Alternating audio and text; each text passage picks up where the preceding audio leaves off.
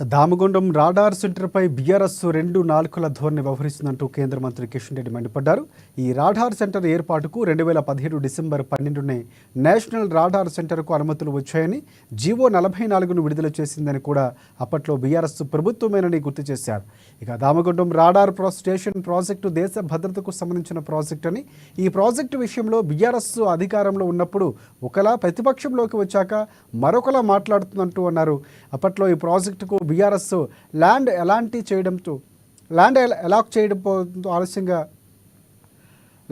చేయడంతో ఆలస్యం వల్లే ఇక ప్రాజెక్టు కూడా లేట్ అయిందని, ఇప్పుడు కాంగ్రెస్ పార్టీ ప్రభుత్వం భూమి కేటాయించడంతో ప్రాజెక్టు ప్రారంభిస్తున్నామని చెప్పారు కిషన్ రెడ్డి. అలాగే రాడార్ ప్రాజెక్టు వల్ల రాష్ట్రానికే మంచి పేరు వస్తుందని కిషన్ రెడ్డి అభిప్రాయపడ్డారు.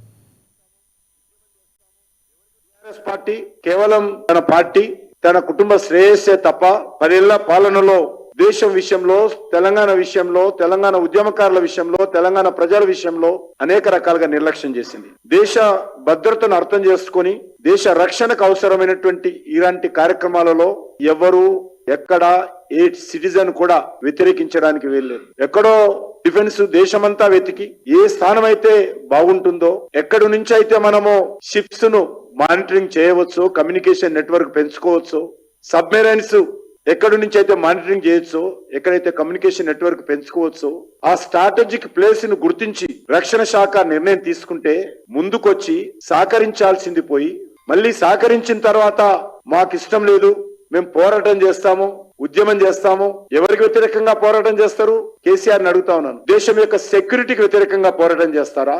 దేశ సమగ్రత వ్యతిరేకంగా పోరాటం చేస్తారా? దేశ రక్షణ శాఖకు వ్యతిరేకంగా పోరాటం చేస్తారా? దేశ సైనికులకు భద్రతకు సంబంధించినటువంటి అంశం మీద వ్యతిరేకంగా పోరాటం చేస్తారా? ఈరోజు కేటీఆర్ చెప్పాలి, కేసీఆర్ చెప్పాలి.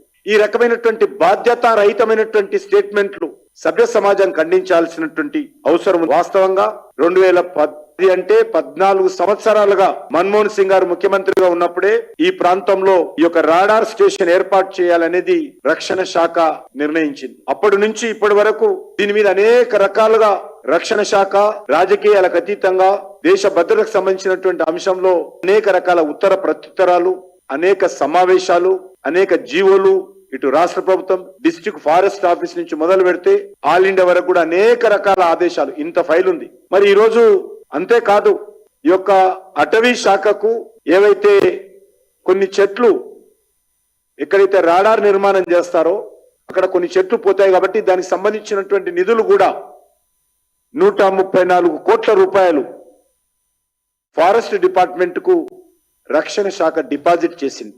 టిఆర్ఎస్ పార్టీ కేవలం తన పార్టీ, తన కుటుంబ శ్రేయస్సే తప్ప 10 ఏళ్ల పాలనలో దేశం విషయంలో, తెలంగాణ విషయంలో, తెలంగాణ ఉద్యమకారుల విషయంలో, తెలంగాణ ప్రజల విషయంలో అనేక రకాలుగా నిర్లక్ష్యం చేసింది. దేశ భద్రతను అర్థం చేసుకొని దేశ రక్షణకు అవసరమైనటువంటి ఇలాంటి కార్యక్రమాలలో ఎవరు ఎక్కడ ఏ సిటిజన్ కూడా వ్యతిరేకించడానికి వెళ్ళలేదు. ఎక్కడో డిఫెన్స్ దేశమంతా వెతికి ఏ స్థానం అయితే బాగుంటుందో, ఎక్కడి నుంచి అయితే మనము షిప్స్ ను మానిటరింగ్ చేయవచ్చు, కమ్యూనికేషన్ నెట్వర్క్ పెంచుకోవచ్చు,